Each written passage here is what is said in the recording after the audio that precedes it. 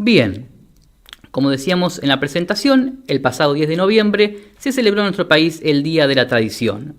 Podemos definir la tradición como el conjunto de costumbres, creencias y relatos de un pueblo que se van transmitiendo de padres a hijos. Cada generación recibe el legado de las que la anteceden y colabora aportando lo suyo para las futuras. Así es que la tradición de una nación constituye su cultura popular y se forja de las costumbres de cada región. ¿Por qué se eligió ese día, 10 de noviembre, como Día de la Tradición en nuestro país? Bueno, el 10 de noviembre se eligió como Día de Tradición por el nacimiento de José Hernández, el 10 de noviembre de 1834, en el partido de San Martín, provincia de Buenos Aires. José Hernández es conocido por ser el autor del poema Martín Fierro, considerada la obra cumbre de nuestra literatura nacional, obra con la que la literatura gauchesca alcanza su madurez definitiva e insuperable. José Hernández nació en la chacra de Pueyrredón, partido de San Martín, provincia de Buenos Aires, el 10 de noviembre, como dijimos, de 1834. Estudió en el Liceo Argentino de San Telmo entre los años 41 y 45, recibiendo clases de lectura, escritura, doctrina cristiana, historia, aritmética, dibujo, gramática, francés, geometría, geografía. Es una gran formación humanista. Por problemas de salud, se dirige al campo a los 14 años, al sur de la provincia, acompañado de su padre, porque su madre había fallecido unos años atrás. Su padre era mayordomo de las estancias de Rosas, en la zona de Camarones y Laguna de los Padres, y allí en esa zona continúa su educación de manera casi autodidacta. José Hernández no era improvisado o ignorante, como muchos afirman, sino no ser un erudito, era sí un hombre de lecturas. Además, su contacto con el campo lo llevó a adquirir una gran conciencia de esa zona, cuyos problemas y dolores conocía, y se encariña con los paisanos con quienes convive durante largos años. Entra en contacto, por supuesto, con los gauchos, aprende a andar a caballo y a realizar todas las tareas que realizaban los gauchos, y en ese periodo tuvo una visión directa de la realidad del hombre de campo, que obviamente iba a influir muchísimo en toda su vida, en toda su obra literaria, incluyendo, por supuesto, el Martín Fierro. Se enroló más tarde en las milicias del Estado de Buenos Aires, poco después de la batalla de Caseros, pero debió abandonar las filas del ejército por razones políticas en 1858 y se mudó a la provincia de Entre Ríos, justamente en la ciudad de Paraná, para dedicarse al periodismo. En Paraná contrajo matrimonio con Carolina González del Solar, con quien tuvo 8 hijos. Siguiendo su carrera como militar, intervino posteriormente en la batalla de Cepeda y de Pavón, y allí también enriqueció su conocimiento de la vida gauchesca, porque el ejército en ese entonces estaba constituido casi totalmente por gauchos. En 1856 inició su carrera periodística, trabaja en los periódicos La Reforma Pacífica, El Argentino, La Patria, El Río de la Plata, del cual es fundador, y continúa su lucha política a través de ese medio.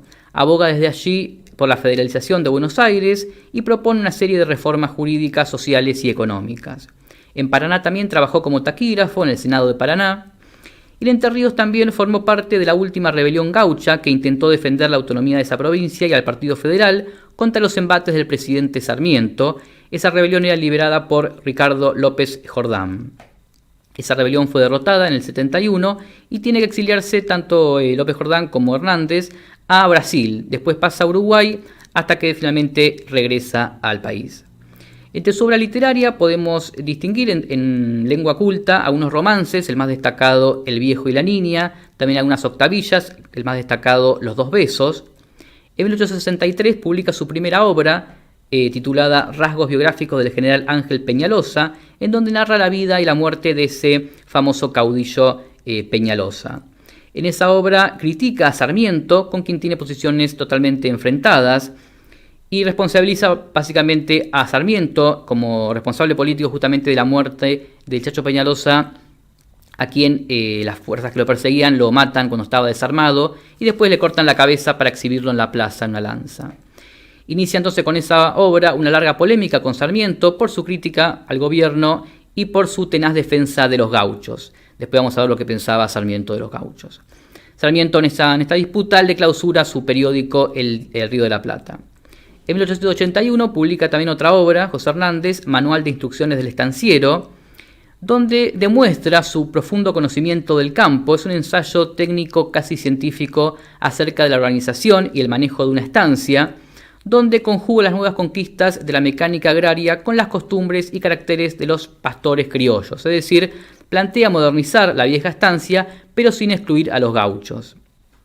Bueno, su obra principal, por supuesto, es el Martín Fierro, que vamos a analizarla más adelante con más detalle. José Hernández muere en la ciudad de Buenos Aires el 21 de octubre de 1886 de un ataque cardíaco y sus restos descansan hasta el día de hoy en el cementerio de la Recoleta. El Martín Fierro, como dijimos, es el mayor exponente del género gauchesco, pero antes de meternos en profundidad, ¿qué es la literatura gauchesca o qué es el género gauchesco? Bueno, la escuela romántica en América se prolongó hasta finales del siglo XIX y fue en el Río de la Plata donde tuvo mayor arraigo, y en la última etapa del romanticismo es donde aparece esta poesía gauchesca, siendo una de las consecuencias más importantes de toda la revolución romántica en nuestro continente americano. La literatura gauchesca es básicamente aquella que recrea o intenta recrear el lenguaje del gaucho y contar su manera de vivir, sentir y pensar. Se caracteriza principalmente por tener al gaucho como protagonista y transcurrir las acciones en espacios abiertos, no urbanizados como la pampa argentina, ¿no? La llanura, el desierto, esto que es propio del gaucho. ¿Qué es el gaucho? Bueno, el gaucho se lo denomina pal habitante característico de las llanuras y las zonas adyacentes de Argentina.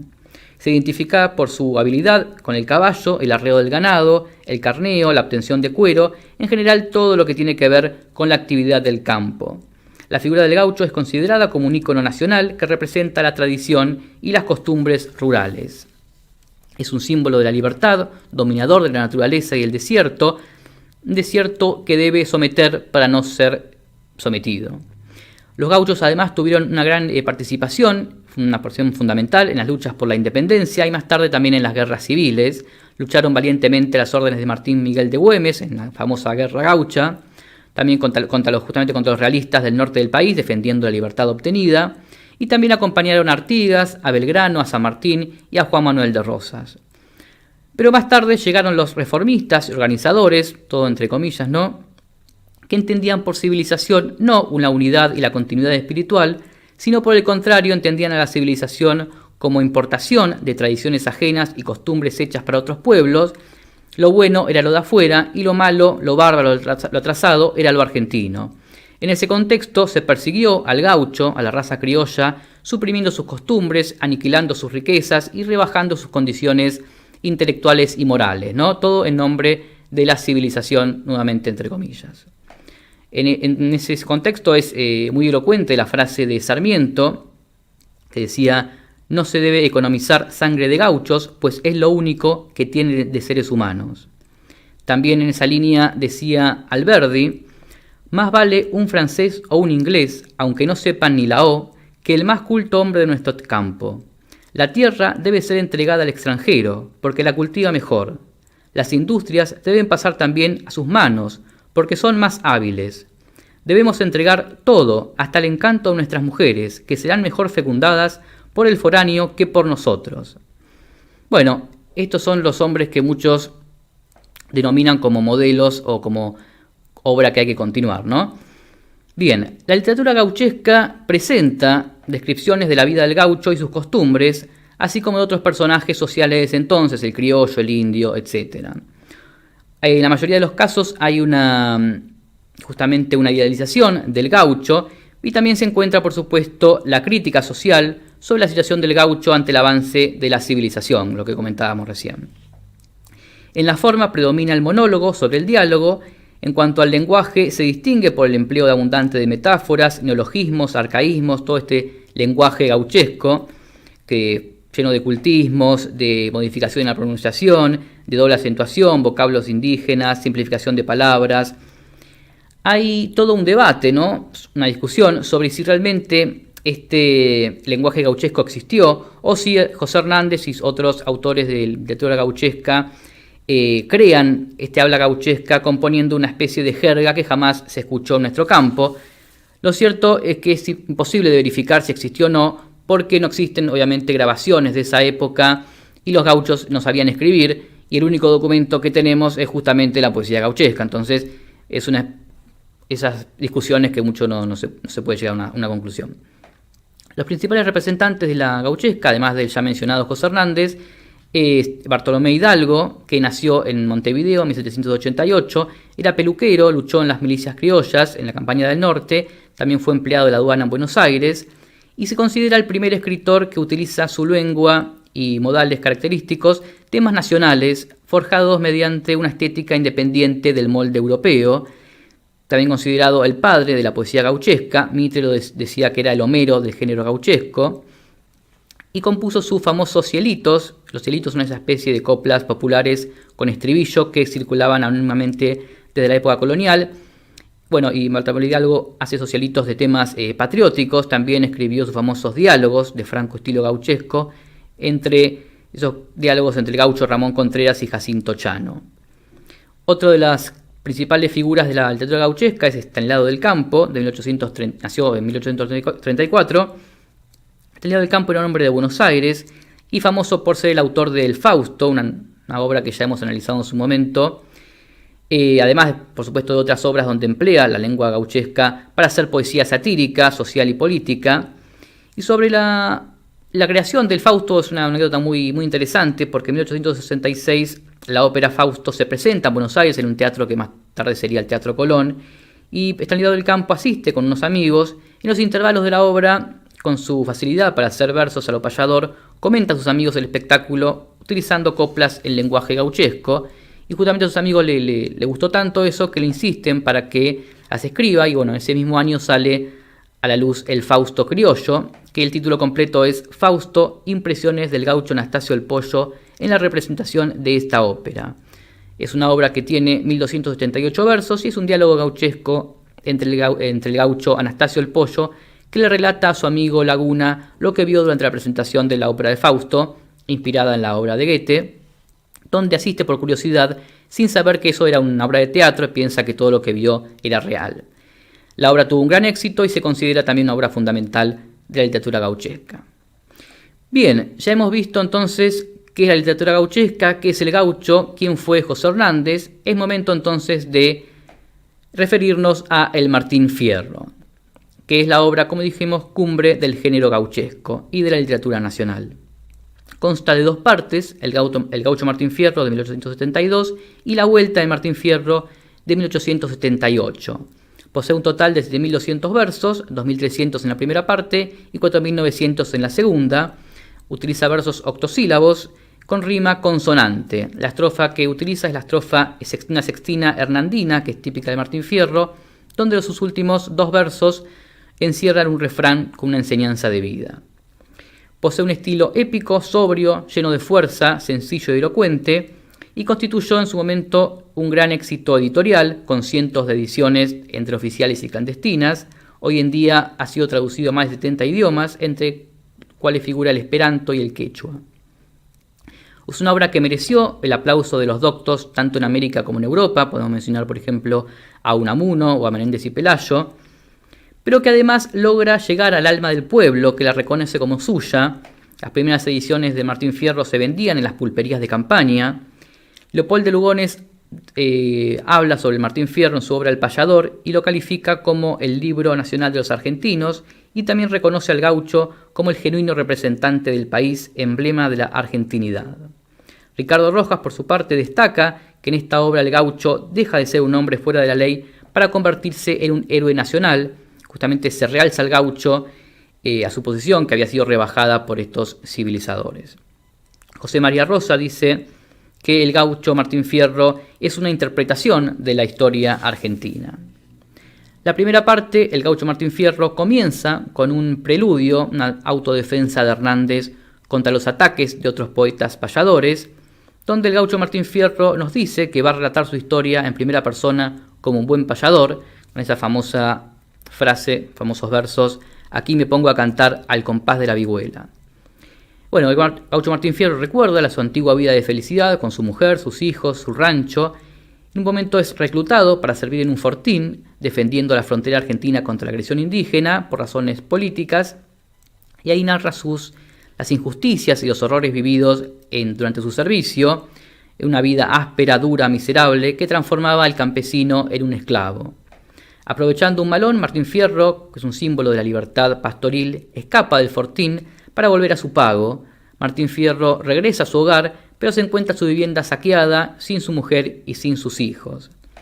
Ahí se da un momento lírico, el lamento frente a la tapera, donde Martín Fierro jura ser más malo que una fiera. Allí arranca su vida de aventura, de gaucho alzado, de matrero. Ebrio mata a un negro en un baile y más tarde mata a otro paisano en una pulpería y es perseguido por la policía. Huyendo llega el momento culminante y épico de la acción, la lucha contra la partida. Martín Fierro pelea solo contra un pelotón de la policía que lo venía siguiendo y estando en batalla contra ellos consigue a su compañero, el sargento Cruz, que es la personificación de la amistad gaucha, el sargento que es encargado de prenderlo, pero se pone de su parte, se da un diálogo entre ambos donde se confiesan y Cruz narra su historia, que es muy similar a la de Martín Fierro, entonces decide acompañarlo y luchar a su lado con ese famoso verso que dice: y dijo, Cruz, no consiste que se encometa el delito de matar así a un valiente. El poema finaliza cuando Cruz y Martín Fierro, acorralados, se internan más allá de la frontera para buscar alivio entre los toldos de los indios, esperando encontrar allí una vida mejor. Hernández concluye la primera parte con un pensamiento que denunciaba el objeto polémico y nacional del poema: males que conocen todos, pero que nadie contó. Para pasar ahora a la segunda parte, la vuelta del Martín Fierro, en 1878, 7 años después de la publicación de la primera parte, José Hernández escribe La vuelta de Martín Fierro. Dicen algunos que segundas partes nunca fueron buenas, bueno, pero aquí hay una excepción muy grande. El poema se abre con una impresionante descripción de la vida entre los indios. Recordemos que Martín Fierro, acompañado de Cruz, habían pasado la frontera a vivir con los indios. Y esta descripción ya no es el aborigen romántico, sino que es el realismo de la cosa vivida, pintado con toda crudeza.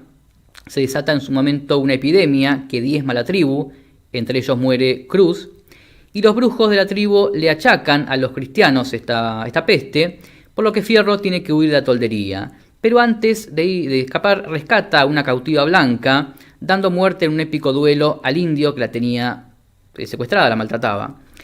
Bueno, el regreso con la cautiva acentúa el tono viril de la epopeya.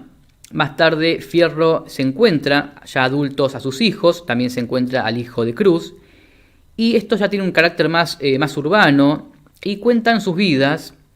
Ahí también aparece la figura del viejo Vizcacha, justamente la representación de la filosofía picaresca. Y reunidos en una pulpería, Martín Fierro sostiene una payada con el Moreno, que era el hermano de aquel moreno negro que había matado en la primera parte. Y ahí también se da un instante lírico muy interesante, porque cuando antes de irse a las manos, como era lo más lógico para liquidar, más lógico en la mente del Martín Fierro de la primera parte, para resolver esta cuenta pendiente que tenía con el Moreno, el hijo de Fierro se interpone, ya muestra tener otra educación, otros principios, y Martín Fierro envaina su cuchillo definitivamente. Ahí vemos el cambio de Martín Fierro, que deja de ser ese gaucho malo, ese gaucho matrero. Finalmente, Martín Fierro expone sus famosos consejos a sus hijos, y luego de esos consejos se despiden, a los 4 vientos se van cada uno para su lado.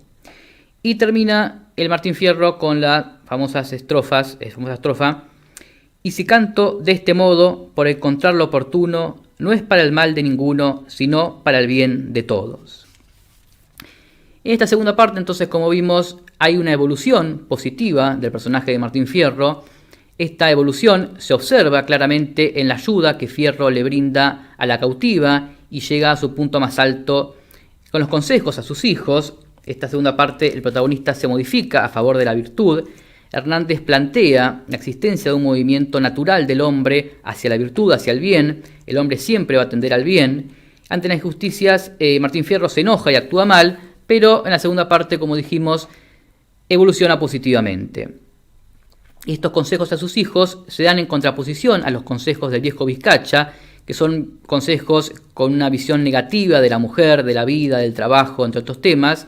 Pero Martín Fierro, en cambio, da consejos como un amigo. Sus consejos contienen una gran carga moral, resaltan las virtudes como la hermandad, la unión, la amistad, el trabajo como fuente de dignidad. Martín Fierro, ya la obra Martín Fierro, encarna entonces un mensaje trascendental que trasciende a lo personal y a lo temporal, un mensaje para todos los hombres que han vivido situaciones similares, hombres que han sufrido injusticias. Y el Martín Fierro, el personaje, aparece como un héroe idealizado, pero con rasgos humanos. Un amante de la libertad, de la justicia. En cuanto al paisaje de la obra en general, la acción épica es tan presurosa que el poema apenas queda tiempo para explayarse en la descripción del entorno, que es este desierto, esta inmensidad, el misterio, la belleza del desierto. Tampoco se aclara muy bien en la obra el tiempo, pero se supone que la primera etapa transcurre durante la presidencia de Sarmiento, los años 1668 aproximadamente, y la segunda parte transcurre durante los años 1874, durante la presidencia de Avellaneda. Bien, para cerrar, me gustaría volver al tema del Día de la Tradición, porque como dijimos hace tiempo, se festejaba el Día de la Tradición en todo el país con un gran entusiasmo. En esa fecha no se trabajaba, las actividades conmemorativas eran acompañadas desde el gobierno, desde los medios de comunicación. Sin embargo, hace un par de años ya que esa jornada es ignorada y pasa desapercibida para la mayor parte de la población. Y ante esto es necesario preguntarnos por qué no celebramos en la actualidad el Día de la Tradición como antes. Y bueno, la respuesta es muy sencilla, porque justamente dejamos de escuchar al Martín Fierro, dejamos de escuchar esos consejos sabios, dejamos de actuar para el bien de todos. ¿Por qué? Decía, por ejemplo, Martín Fierro, pero el hombre de razón no roba jamás un cobre, pues no es vergüenza ser pobre y es vergüenza ser ladrón. Hoy vemos que la delincuencia no solo aumenta, sino que además se ejerce desde las primeras esferas gubernamentales. Aconsejaba a Martín Fierro ayudar al pobre y al anciano. Hoy vemos gente viviendo en la calle, revolviendo tachos de basura, vemos a jubilados cobrando miserias a pesar de haber tenido una gran vida de esfuerzo y trabajo. Decía Martín Fierro, debe trabajar el hombre para ganarse su pan, pues la miseria en su afán de perseguir de mil modos llama a la puerta de todos y entra en la del Aragán. Hoy sufrimos un gran índice de desocupación, empleos precarios, impuestos sobre los salarios injustos, y también se ha reemplazado la cultura del trabajo como fuente de dignidad por el subsidio y la limosna estatal que lastiman y condicionan al hombre. Aconsejaba a Martín Fierro poner nuestra confianza en Dios, y es notorio el contenido cristiano de sus consejos, con esto de respetar a Dios sobre todas las cosas. Hoy observamos el crecimiento del ateísmo, el ataque a la Iglesia Católica, al dogma, a la doctrina. Aconsejaba a Martín Fierro ser prudente, astuto, evitar caer en la picardía y en el vicio, juntarse con gente buena y no abandonar a los amigos. Decía Martín Fierro que el hombre no mate al hombre. Hoy observamos un gran desprecio a la vida. Hoy se puede perder la vida por cosas tan superfluas como un equipo de fútbol, un bien material, por un robo. Incluso se mata a los niños por nacer mediante el aborto. Aconsejaba a Martín Fierro no ofender a la mujer. Hoy vemos que son muchos los casos de violencia contra la mujer, de secuestro de mujeres obligadas a prostituirse, o muchas veces la mujer es considerada un objeto. Decía también Martín Fierro, los hermanos sean unidos porque esa es la ley primera. Tengan unión verdadera en cualquier tiempo que sea, porque si entre ellos pelean, los devoran los de afuera. Hoy vemos un país desunido, una continua división entre argentinos, sufrimos la falta de solidaridad entre los compatriotas, el individualismo que nos lleva a la apatía total sobre lo que ocurre en nuestro país, desoímos los problemas de nuestros hermanos, y esa desunión solamente beneficia a aquellos que nos quieren manejar, que nos quieren dominar y que nos quieren colonizar. Como conclusión, creo que es uno de los desafíos que tenemos como argentinos, si queremos vivir en un país mejor, volver a Martín Fierro, volver a nuestros orígenes, respetar nuestra tradición, nuestras costumbres, utilizar bien nuestro idioma, conocer nuestra cultura, nuestra historia, honrar a nuestros héroes y nuestros próceres. Todo eso hace a nuestra identidad como nación. Si perdemos nuestras tradiciones, perdemos nuestra identidad, y un pueblo sin identidad desaparece. Dejo esta idea en el aire a la espera de que alguien la recoja. Será el día en que venga, como dice Martín Fierro, algún criollo en esta tierra a mandar. Y me gustaría cerrar este bloque y este tema con un extracto de una obra de José María Rosa, Defensa y pérdida de nuestra independencia económica, que creo yo debería ser un libro de lectura obligatoria, que dice: acabar con las cosas argentinas y con el hombre argentino era la actividad esencial del período de la organización. El criollo fue tratado como gran enemigo de la nueva patria. Martín Fierro no es, desgraciadamente, un simple poema de imaginación. Y mientras no llegara algún criollo en estas tierras a mandar, la situación de muchos argentinos fue la de parias en la propia tierra.